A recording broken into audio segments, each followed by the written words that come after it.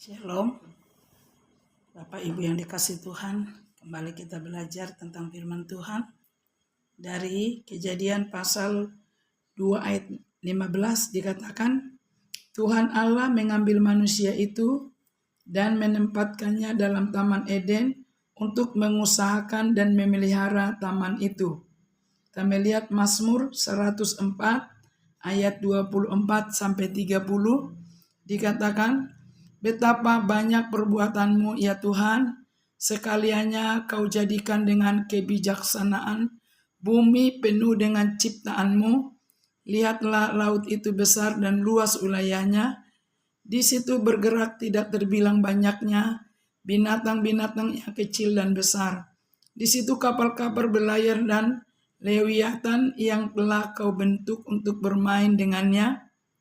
Semuanya menantikan engkau, supaya diberikan makanan pada waktunya. Apabila engkau memberikannya, mereka memungutnya. Apabila engkau membuka tanganmu, mereka kenyang oleh kebaikan.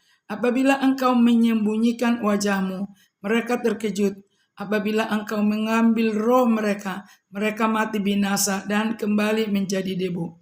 Apabila engkau mengirim rohmu, mereka tercipta dan engkau membaharui muka bumi. Yang menjadi tema firman Tuhan hari ini, hidup manusia dalam pemeliharaan Allah. Beberapa bukti pemeliharaan Allah terhadap seluruh ciptaan. Yang pertama, Allah menempatkan manusia di Taman Eden dan menyediakan segala sesuatu bagi mereka, supaya mereka dapat mengembangkan kehidupannya. Untuk menjamin keberlangsungan hidup manusia, Ia menugaskan manusia untuk merawat, menjaga serta memelihara alam. Namun manusia memberontak dan melawan Allah. 2. Setelah peristiwa air bah, Allah tidak hanya menyelamatkan Nuh dan keluarganya, tetapi Ia juga menyelamatkan hewan dan tumbuhan ikut dibawa Nuh dalam bahtera atau kapal. Ia minta Nuh membawa masing-masing satu pasang hewan supaya hewan-hewan itu tidak punah. 3. Sehingga masa kini kita dapat saksikan, meskipun ada berbagai bencana di berbagai tempat, namun kehidupan alam semesta dan manusia terus berlanjut. Aspek-aspek kepemeliharaan Allah. Kita melihat bahwa Allah itu sangat luar biasa, sangat dahsyat, betapa Dia sangat peduli dengan kita. Banyak sekali dalam Alkitab yang menyatakan betapa Allah sangat peduli dan perhatian terhadap manusia. Salah satunya adalah seperti yang diungkapkan Daud.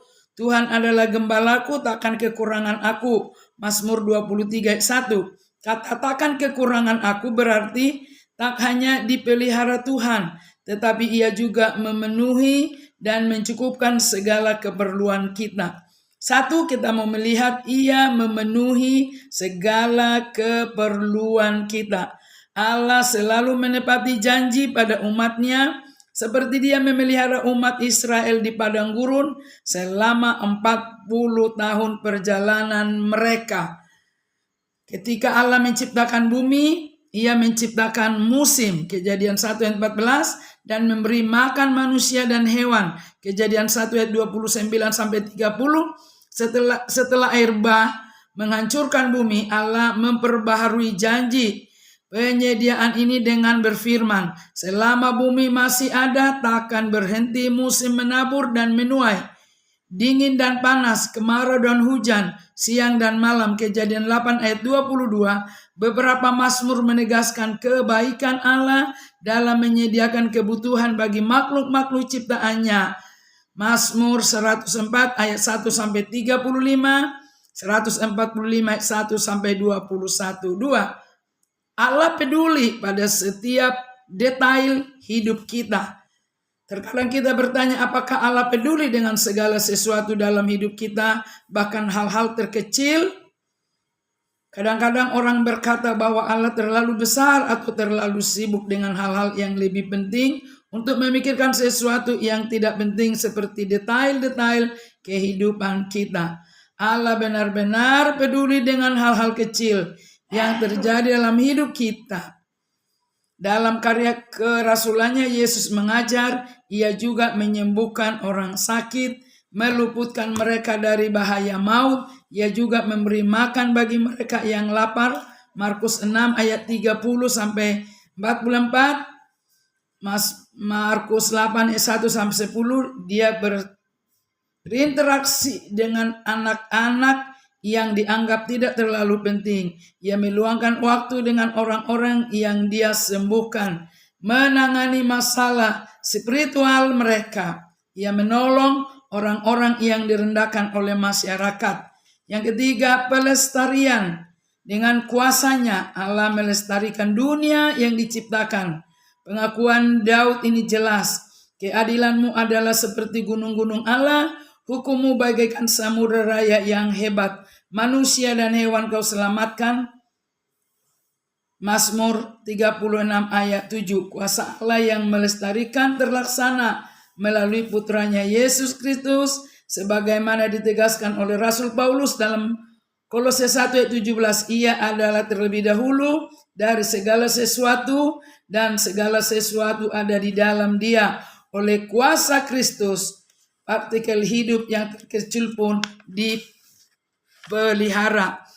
Allah mengendalikan dunia, Allah memerintah dunia ini karena Allah berdaulat.